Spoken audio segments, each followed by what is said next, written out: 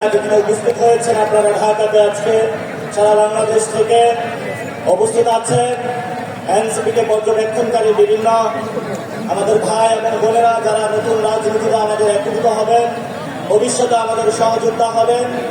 উপস্থিত আছেন আলেম ওলামা থেকে শুরু করে বাংলাদেশের বিভিন্ন প্রান্তিক অঞ্চল থেকে, রবিদাস থেকে, পাহাড়ি সাঁওতাল থেকে বিভিন্ন জাতিগোষ্ঠীর বিভিন্ন ভাই এবং বোনেরা, সবাইকে আজকে এই শহীদ মিনারের শুভেচ্ছা জানাচ্ছি।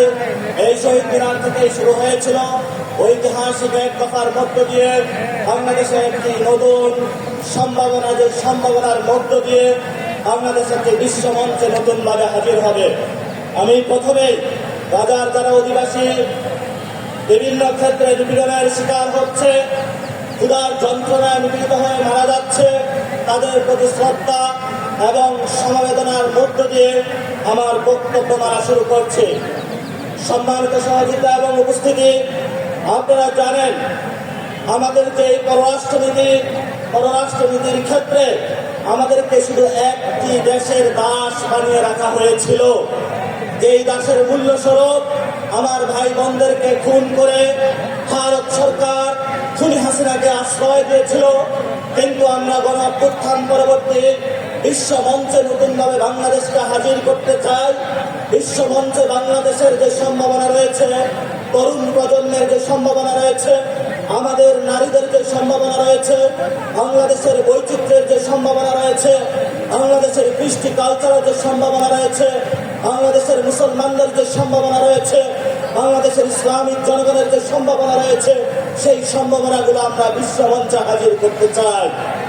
এই উপস্থিতি বাংলাদেশ যদি বিশ্বমঞ্চে হাজির হয়, সেইখানে নতুনভাবে আমরা চিন্তা করে স্থাপিত হতে চাচ্ছি, বিশ্বমঞ্চে নিজেদের জয়গান করতে যাচ্ছি।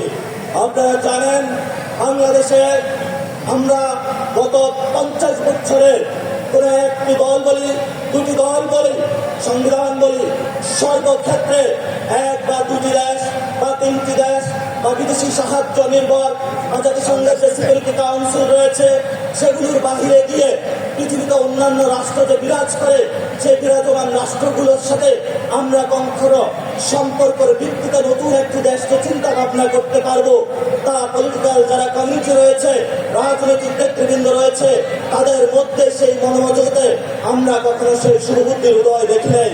আমরা নতুন বাংলাদেশের জন্ম দিতে চাই বিশ্বমঞ্চে, যেখানে নিপীড়িত মানুষের সাথে সংযোগ হবে, আমাদের সার্বভৌমত্ব নিয়ে, আমাদের অধিকার নিয়ে, আমাদের নতুন নতুন বয়ান নিয়ে বিশ্বের যেই সিকিউরিটি কাউন্সিল হোক, যেই কোনো মহল আসুক, যদি আমাদের অধিকার প্রশ্ন, আমাদের ন্যায্যতার প্রশ্নে তারা কোনো কথা বলতে চায়, তা ভিত্তিতে আমরা কোনো আপোষ নয়।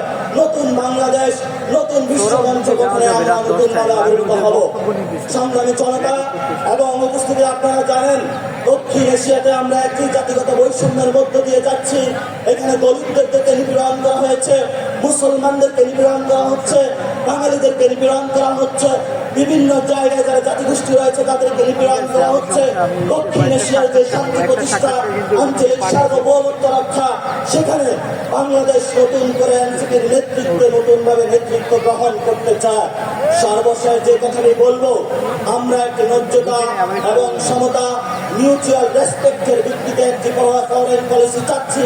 আমরা কোনো দাস ভিত্তিক ফরেন পলিসি চাচ্ছি না। এবং আমাদের যে ভাইয়েরা বিদেশে ডায়াসপোরার মধ্যে রয়েছেন, বিদেশে চাকরি করছে বাইরে এবং বাংলাদেশের রেমিটেন্স পাঠাচ্ছেন, আমরা সেখানে একটি কাব্যিক ভাষায় বলবো, কবি বলেছিলেন, যেখানেই বসন্ত তোমার সেখানেই সীমান্ত আমার। আমরা বলবো, যেখানেই বাঙালি আমার, যেখানেই মুসলমান আমার, যেখানেই বাংলাদেশিরা আমার, সেখানেই সীমান্ত আমার।